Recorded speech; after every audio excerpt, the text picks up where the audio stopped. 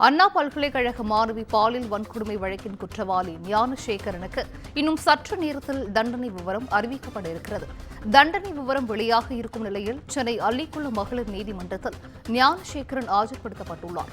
புழல் சிறையிலிருந்து பலத்த பாதுகாப்புடன் ஞானசேகரனை அழைத்து வந்து போலீசார் ஆஜர்படுத்தியுள்ளனர். அள்ளிக்குளம் மகளிர் நீதிமன்ற நீதிபதி ராஜலட்சுமி தண்டனை விவரங்களை இன்னும் சற்று நேரத்தில் அறிவிக்க இருக்கிறார். இதனை முக்கிய செய்தியாக பார்த்து வருகிறோம். நீதிமன்றத்தில் ஞானசேகரன் தற்பொழுது ஆஜர்படுத்தப்பட்டுள்ளார். அண்ணா பல்கலைக்கழக மாணவி பாலியல் வன்கொடுமை வழக்கின் குற்றவாளி ஞானசேகரனுக்கு சற்று நேரத்தில் தண்டனை விவரம் அறிவிக்கப்பட இருக்கிறது. தண்டனை விவரம் வெளியாக இருக்கும் நிலையில் சென்னை அள்ளிக்குளம் மகளிர் நீதிமன்றத்தில் ஞானசேகரன் ஆஜராகி இருக்கிறார். புழல் சிறையிலிருந்து பலத்த பாதுகாப்புடன் ஞானசேகரனை அழைத்து வந்து போலீசார் ஆஜர்படுத்தியுள்ளனர். அள்ளிக்குளம் மகளிர் நீதிமன்ற நீதிபதி ராஜலட்சுமி தண்டனை விவரங்களை இன்னும் சற்று நேரத்தில் அறிவிக்க இருக்கிறார். இதனை முக்கிய செய்தியாக பார்த்து வருகிறோம். கூடுதல் விவரங்களை செய்தியாளர் சுப்பிரமணி வழங்கிட கேட்கலாம். சுப்பிரமணி, வணக்கம்.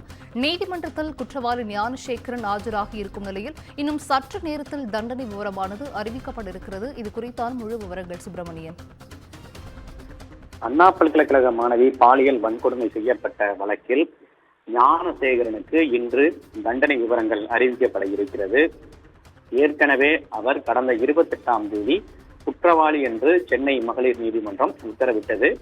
11 குற்றச்சாட்டுகள் நிரூபணம் செய்யப்பட்டிருப்பதாகவும் அதனுடைய தண்டனை விவரங்கள் இன்று அறிவிக்கப்படும் என்று சென்னை மகளிர் நீதிமன்றம் தெரிவித்திருந்தது. அதன் அடிப்படையில் 10:30 மணி அளவில் இதுக்கான தீர்ப்பு அறிவிக்கப்பட இருக்கிறது. குறிப்பாக என்னென்ன தண்டனைகள் வழங்கப்பட இருக்கிறது என்ற விவரங்கள் அறிவிக்கப்பட இருக்கிறது. ஏற்கனவே கடந்த 28ஆம் தேதி அவர் ஆஜர்படுத்தப்பட்ட போது அவருக்கு எதிராக குற்றம் நிரூபிக்கப்பட்டதாக நீதிமன்றம் அறிவித்திருந்தது. அதன் அடிப்படையில் இன்று தண்டனை விவரங்கள் அறிவிக்கப்பட இருக்கிறது.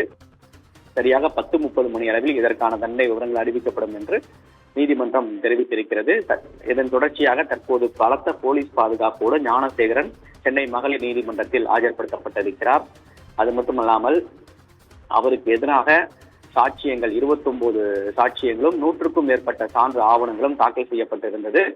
அனைத்தும் நிரூபிக்கப்பட்டிருப்பதாக நீதிமன்றம் தெரிவித்திருந்தது. அதன் அடிப்படையில் தான் தற்போது இன்று தண்டனை விவரங்கள் அறிவிக்கப்பட இருக்கிறது. மொத்தம் 11 குற்றச்சாட்டுகள் அவருக்கு எதிராக பதிவு செய்யப்பட்டிருந்தது. குறிப்பாக அத்துமீறி நுழைதல், சட்டவிரோதமாக பாதிக்கப்பட்டவரை தடுத்து நிறுத்தல், வலுக்கட்டாயமாக கடத்துதல், சட்டவிரோதமாக அடைத்து வைத்தல், பாலியல் தொந்தரவு செய்தல், தாக்குதல், பாலியல் பலாத்காரம், கொலை மிரட்டல் விடுத்தல், ஆதாரங்களை அளித்தல், தனிநபர் அந்தரங்களை மீறுதல், தமிழ்நாடு பெண்களுக்கு எதிரான வன்கொடுமை தடுப்பு சட்டம் ஆகிய 11 வழக்குகள் சட்டப்பிரிவுகளின் கீழ் வழக்கு பதிவு செய்யப்பட்டிருந்தது.